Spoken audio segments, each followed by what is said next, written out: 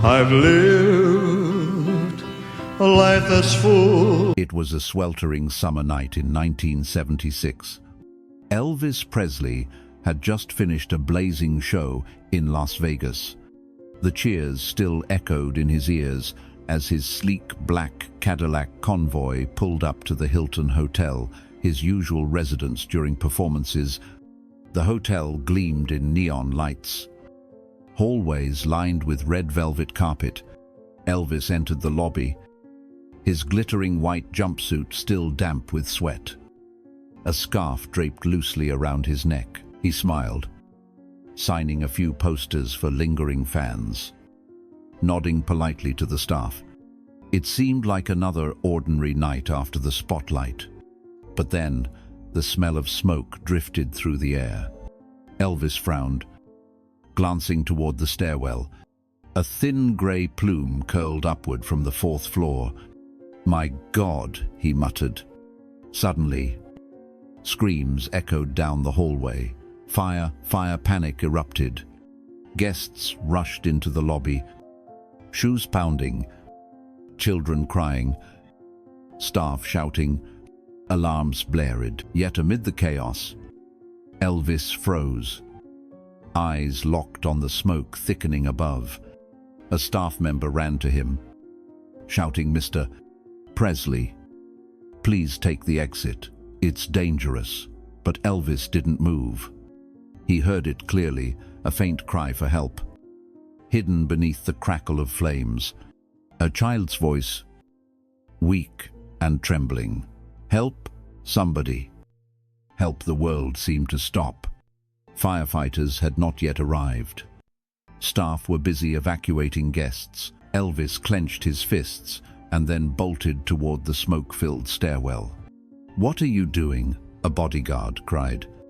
Elvis turned, his eyes fierce, his voice steady. "There's a child in there. I can't just stand here." And with that, he vanished into the smoke.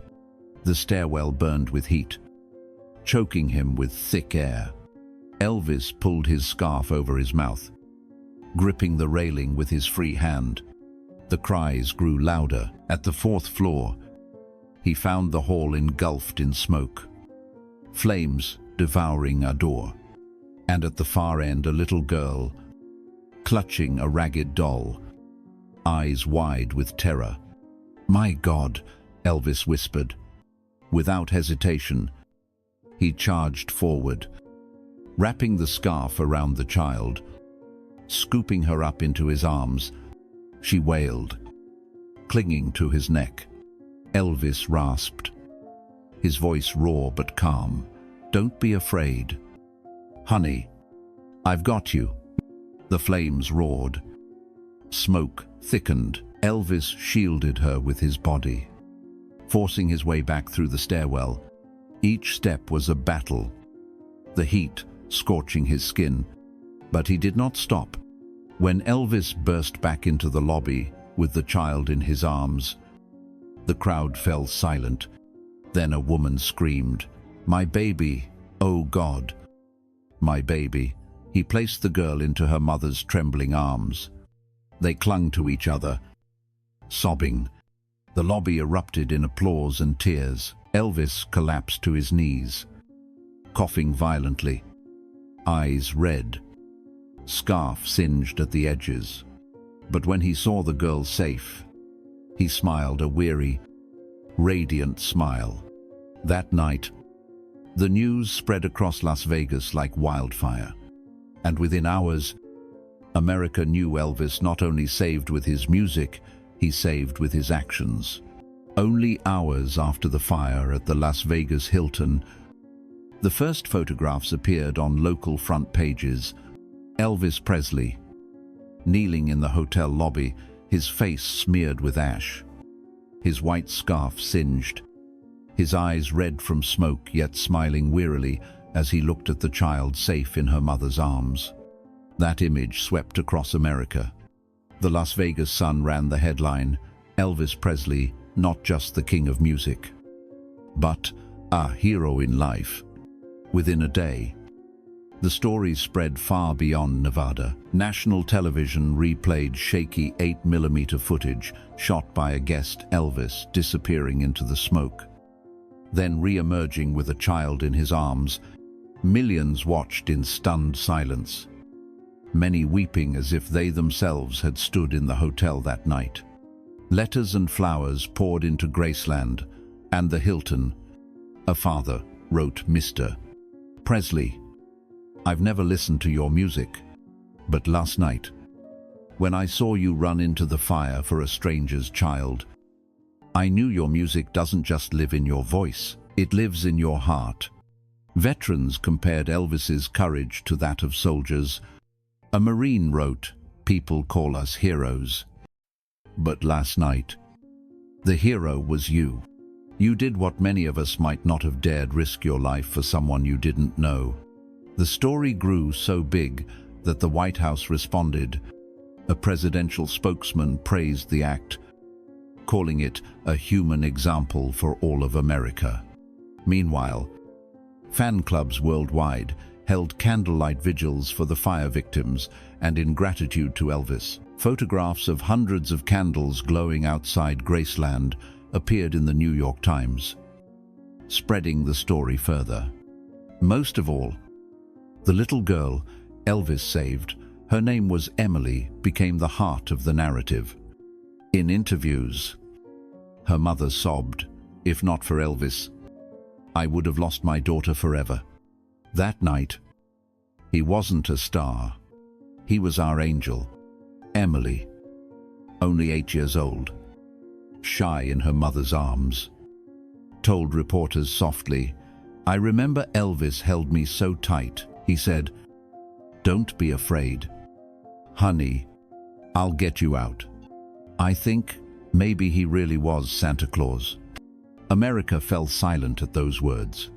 Elvis Presley, once branded a rebel for his swiveling hips, now stood before the public as a symbol of compassion, a man who stepped beyond the stage lights to do something simple yet extraordinary, save a life. At his next concerts, audiences cheered, not just for music. They rose to their feet when Elvis walked out, saluting him as a hero, and when he sang "Love Me Tender," many whispered that they no longer heard just a love song. They heard the heartbeat of a man who had carried a child through fire. After the Hilton fire, Elvis Presley was no longer seen merely as the king of rock and roll. The public began to see him differently, not just as a dazzling star on stage, but as a man of flesh and blood capable of fear and pain, yet willing to risk it all to save a life. Newspapers and television programs retold the story again and again. Analysts no longer focused solely on his music or style. They spoke of his heart. A writer for Time observed, "Elvis has proven that legends are not born only from songs or lights. They are born from small acts that carry the weight of mountains, acts of risking your life for another." Fans came to his concerts with new eyes. They didn't just come to dance and celebrate, they came to touch the humanity Elvis embodied. When he sang "If I Can Dream," many wept, believing he wasn't just singing about hope. He was singing from lived experience the night he carried a child from fire, for Elvis himself. The event carved deep into his soul. Late one night, he told Charlie Hodge, "Charlie, when I held that little girl, I saw myself as a boy, poor, trembling in the dark, waiting for a hand to lead me out. Maybe that's why I couldn't stand still." Elvis devoted more time to charity afterward, especially for children, quietly, without fanfare. He donated money to orphanages and shelters. To him, the story didn't need lights. The act itself was enough. Emily, the girl he had saved, grew up with that memory. In an interview as an adult, she said tearfully, "Elvis gave me a second life. Without him, I would never have gone to school, had a family, had children. To me, he wasn't just a singer. He was the reason I am alive. When Elvis passed away in August of 1977, among the millions of tributes, the fire story resurfaced most. The press didn't just write of his voice, his fame, or his scandals. They wrote of that moment, proof that Elvis was not only a star of music, but a star of compassion. Today, at the Las Vegas Hilton, a small plaque hangs in the hallway where the flames once burned. It reads here, "Elvis Presley risked his life to save another. A song may end, but compassion echoes forever." Visitors stop to read it, falling into silence. Many fans whisper, "Love me tender," before walking away. As if in prayer, the fire did more than reshape Elvis's image, it reshaped Elvis himself.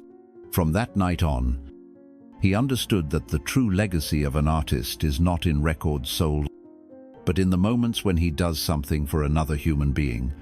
Just one person, yet enough for the world to remember forever. The Hilton Hotel fire of 1976 was not just another sensational headline.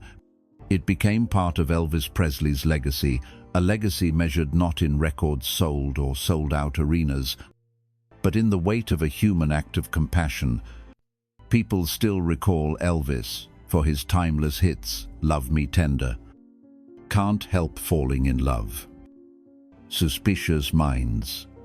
But alongside the music, they recall the moment he rushed into flames to save Emily, a little girl he had never met. That single act transformed Elvis from a music legend into a symbol of humanity. In Las Vegas, each year near Christmas, the Hilton holds a small candlelight vigil. Crowds gather to sing "Silent Night" and "Love Me Tender," honoring not only the fire's victims, but Elvis's heroic deed. Emily, grown now, often returns, her eyes brimming with tears. She tells reporters, "Elvis gave me a life. I believe the fire didn't take me, it lit a flame inside me." A belief that compassion can save the world. The story has been told in documentaries, books, and countless articles. But above all, it lives in the collective memory of those who loved Elvis. They don't only remember him with a microphone in hand and applause in the air. They remember him covered in ash, carrying a child out of fire. When Elvis died in August of 1977, millions mourned worldwide. They brought flowers and candles to Graceland. Among the many stories told of him, the Hilton fire stood out as one of the most repeated, for it captured Elvis most clearly, not as a star, but as a man with a heart larger than the stage. Today, at Graceland, visitors see not only musical artifacts, but also a small display, a photo of Elvis carrying Emily from the blaze. Beneath it reads, "Music moves the heart. Compassion moves humanity." Perhaps that is the truest farewell to Elvis. He lived a life of dazzling light and heavy shadows, but within that paradox were moments that shone beyond time, and one of them was the night he ran into the flames. That fire did not consume Elvis's legacy. Instead, it etched him forever as a torch of compassion, a flame that never dies.